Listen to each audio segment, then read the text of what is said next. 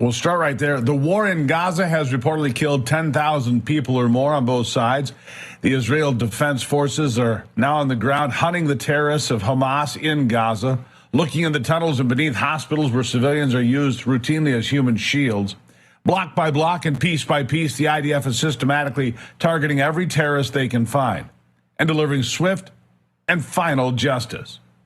But the war is not popular on the world stage or with many of the neighbors of the Jewish state, even those that have been at peace with Israel for generations. Even so, the war is continuing, and talk of a ceasefire is being shot down by those at the highest levels of the Israeli government.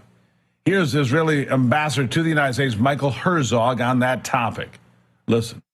So I want to distinguish between a pause for a few days in order to get hostages released and a ceasefire. The Prime Minister was referring to a ceasefire. We are against ceasefire because that would allow Hamas to retain power, to regroup, to rearm, and strike again. But it would be a ceasefire for a few days? This is that the difference? We're talking about pausing the fighting for a few days so we can get the hostages out. That is, if the hostages are still alive. Reports are that some hostages have already been found dead, but I guess we'll see how true a lot of these reports are in the near future. It won't take much longer, but still, many in the Western world oppose what Israel is doing to defend itself. They see it as a massive power imbalance, and the outcry is being heard on the streets of London, Paris, plus New York and Washington here at home. But it is not discouraging the IDF or its mission to destroy Hamas at all costs, and weighing whether a strike on Iran or Hezbollah in the south of Lebanon is in order too. Here's Herzog on that. So let me say, every loss of human life, Israeli or Palestinian, is a tragedy. We are not after innocent civilians. We are after the terrorists who have been hiding behind civilians. I would be very careful about Hamas numbers. All the numbers you hear coming out of Gaza are Hamas numbers. Nobody really knows how many people died there. There's no denying that there is collateral damage, that civilians died, but nobody knows how many. And you and I don't know. So the collateral damage, the children. You don't know, and I don't know how many of them are terrorists and how many of them are civilians. Nobody really knows. I can tell you that. Well, you certainly don't think the children are terrorists. I never said that, never implied that. And there are children there. But in the overall numbers, I don't know and you don't know how many of them are terrorists and how many of them are innocent civilians. The ambassador forced to correct her in real time. He never said anything about children being terrorists. Terrible thing for her to do. For those in the region, these past 6 weeks, however, have been very tense. And despite the claims by Israel that they are not targeting civilians, and certainly not children, their neighbors remain on edge. The Jordanian ambassador to the United States says the ongoing war is angering the people of Jordan, which has had a peace treaty in place for more than 30 years with Israel. There's the concern of a widening regional war. Listen to this. I wouldn't say the word destabilizing, but it is putting a lot of pressure on His Majesty and on the government because people are angry. They see the images every day. I mean, we're all angry. It's very humiliating. It's very hurtful, and it's inhuman. And we're just wondering how far is this going to go. We're calling for a ceasefire. We're calling to go back to negotiations.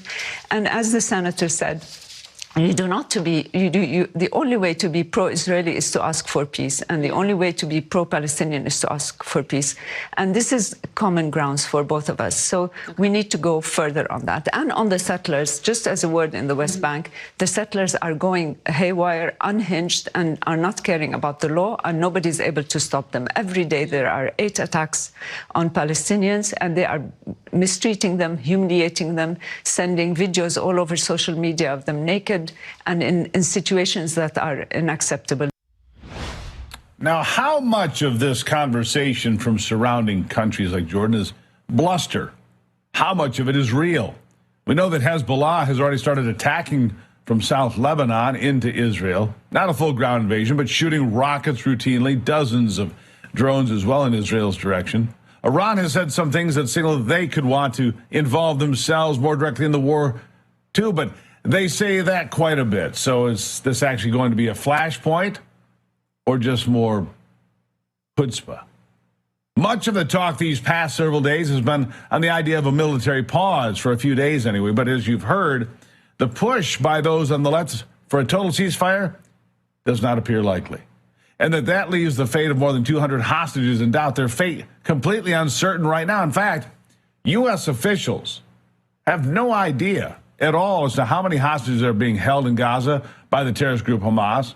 They believe there are still some Americans alive and being held, but they can't be sure on what those numbers are. Here's what they said.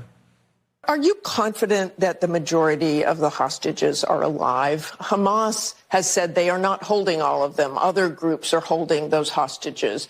Do you have any clarity on who is holding what hostages?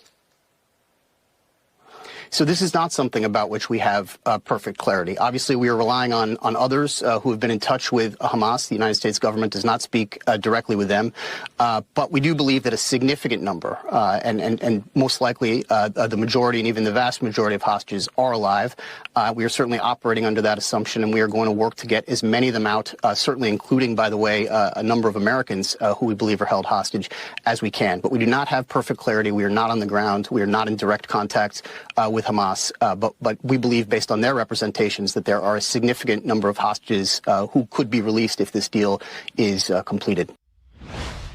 And this fight in Gaza, this debate back and forth with Israel and Hezbollah and Hamas and how many hostages there are, all of this infighting has caused a separation inside the Democrat Party, too. In fact, it's the first time since Joe Biden took office that he is at odds with the fringe left of his party.